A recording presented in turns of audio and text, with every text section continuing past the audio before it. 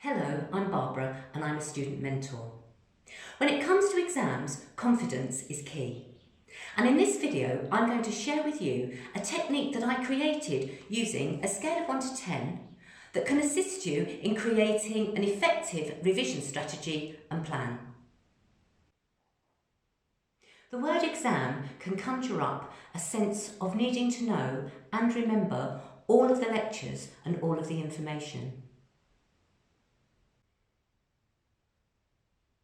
Overshadowing what we do know and can remember, which leaves us with our confidence knocked, doubting ourselves and feeling overwhelmed, which leaves many of us focusing on what we don't know and can't remember. So we're going to use a scale of 1 to 10, where 10 is bring it on confident and 1 is the polar opposite of that. And we're going to use the scale to prioritise each exam within the overall examination timetable. Using the scale will help you to determine how confident you are with each exam, related subjects and the finer details of each topic. Breaking each exam down into sections and each section into its component parts enables you to priority manage your precious revision time and build confidence as you go. So the first thing you have to do in order to create an effective revision strategy is to determine where the priorities lie within the exams overall. So now I'm going to use the scale of 1 to 10 to determine the priority of my revision strategy.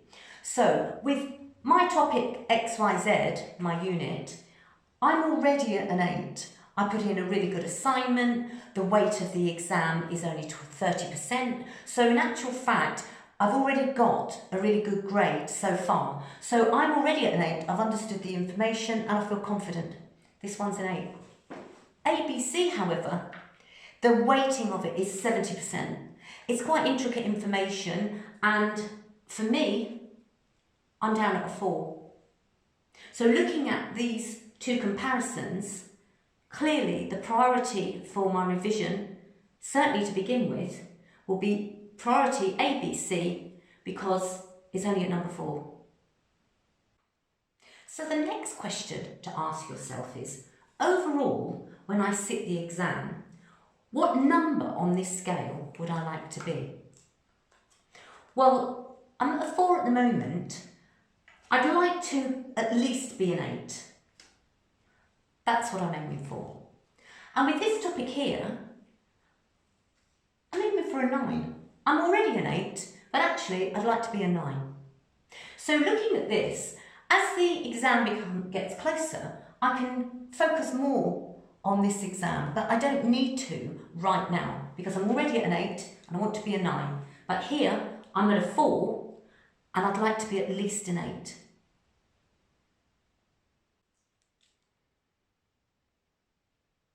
So now we're going to ask the question, if I'm at a number 4 with ABC and I want to be at least an 8, how can I get myself from number 4 to number 8? Well, what we need to do is to separate out the different components, the different subheadings, and on a scale of 1 to 10, ask yourself, and you need to be very honest, with topic A, how confident am I?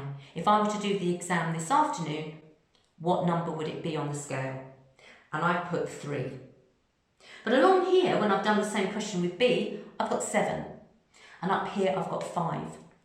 And what often happens is that we will lump it all together and we'll often say, oh, I don't know anything about that topic. I don't know anything about that unit. I'm not confident with that unit. When in actual fact, looking at this, I am quite confident. I'm quite confident with B and I'm okay with C, but it's A that is letting me down. So you now need to create a measure of progress from 3 through to getting it all up to 8. So my suggestion would be you bring it up to the next level. So the question would be, what work do I have to put in to get this from a 3 to a 5.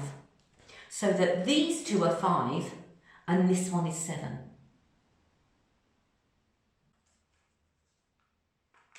And once you brought these two up to 5, you then would be looking at how you could get these two both up to 7.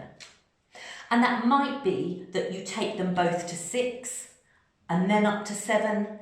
But the idea now is, instead of one aspect of the information being down at a 3, you've now, through a process, an organised process, of taking them all up to 7.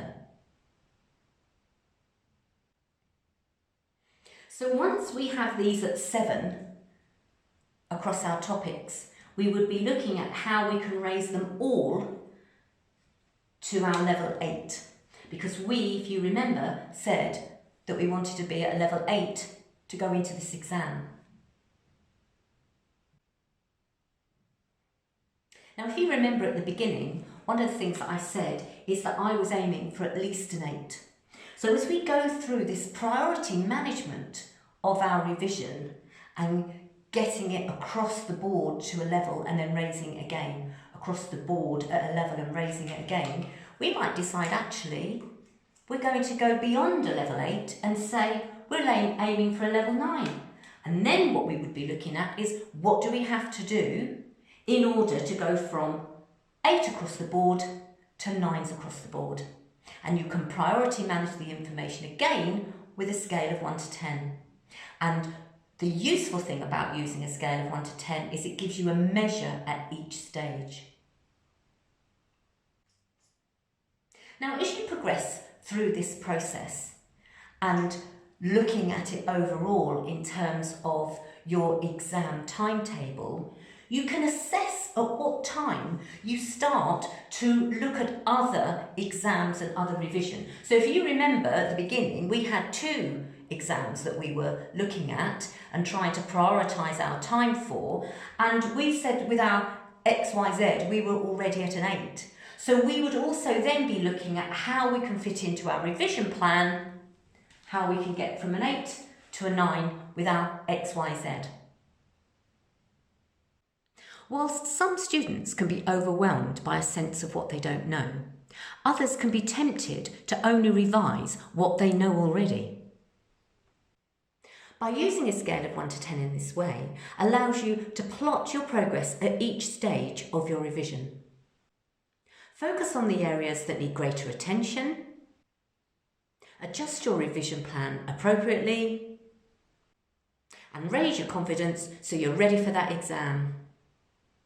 I hope you found the video useful, and if you did, subscribe to my channel, click the little bell thing so that you are updated whenever I upload videos, because I will be uploading some more. Like and share with your friends if you know any other students that might need a few hints and tips, and I will catch up with you at the next video. Take care.